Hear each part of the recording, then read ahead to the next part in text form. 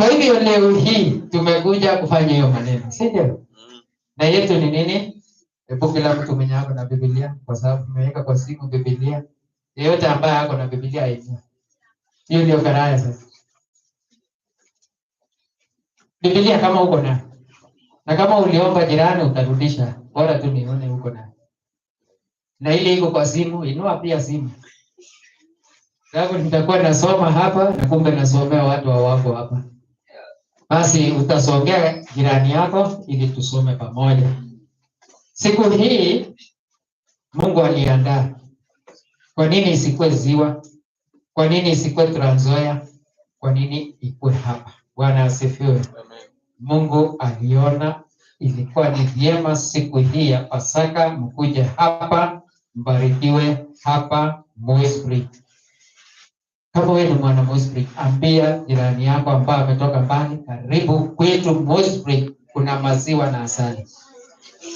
Ambie akitoka hapa asipopata asili na maziwa, ambie iko wapi asali na maziwa. Haleluya. Yes. Kwa hivyo hiyo ni molasses. Ngoja basi. Bwana asifiwe. Kwa hivyo ukitoka hapa utakuwa umebarikiwa na maziwa na asali. Na iko wapi? Hapa. Praise God. Si Yeremia alisema nilikula hiyo neno na ikateremka na ikawa kama asali, si ndio? Ilikuwa tamu. Leo hii umekuja kula asali Moisbridge. Hiyo asali na maziwa iko. Lakini maziwa huku ng'ombe potea lakini iko dairy, si ndio? Yangu siko dairy. Iko. Watapeleka maziwa. Praise God. Praise God. Amen. Kwa hivyo nilikuwa nawakaribisha tu mjisikie huru, mfurahi katika nyumba ya Bwana. Na wokovu wangu ilianza mwaka tangu. Nilikuwa youth.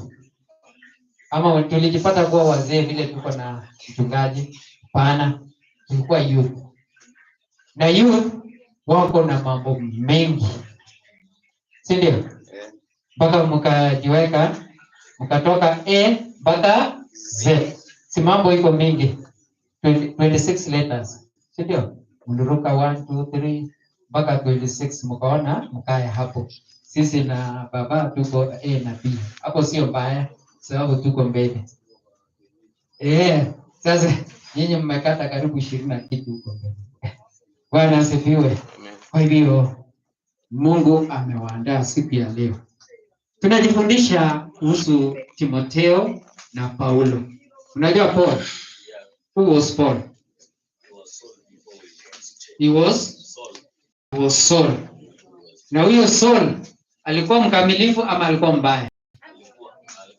Hakuwa mkamilifu, alikuwa arrogant, si ndio? Na mtu arrogant atakaa permanent arrogant. Hapana. He will be transformed. Katika Romans 12:1-2 inasema offer your bodies to be a living sacrifice, holy and worthy to the Lord. Si ndio? Yaani yeye alikuwa mtu mbaya. Paulo huyo mbaya alikuwa Saul. Ni jambo gani ilifanya akaitwa Saul? Alikuwa akiangamiza kanisa. Sasa tunapoona kama Wakristo vijana tukiwa kule shuleni tunaangamiza kanisa kwa maongeo. Bwana asifiwe. Hebu kila mtu aangalie ile tangi yake.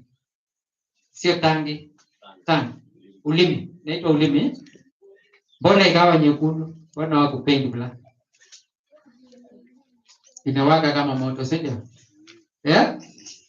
Inawaka kama moto. Na moto huwa inateketeza, si ndio? So ukiwa kule shuleni uko na mwenzako.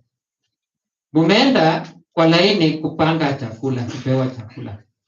Na unapotani hivi unasema, hiyo sukuma sijui alimwaga maji ya mtaro. Umeteketeza ama hujateketeza? Teketeza. Umeteketeza. Unapofika kwa dom unasema huyo madam ni mjinga sana. Hata unaona vile kamerefuka sijui kamenona. Umeteketeza. Kwa sababu umebuild something. Ninaweka kitu kwako.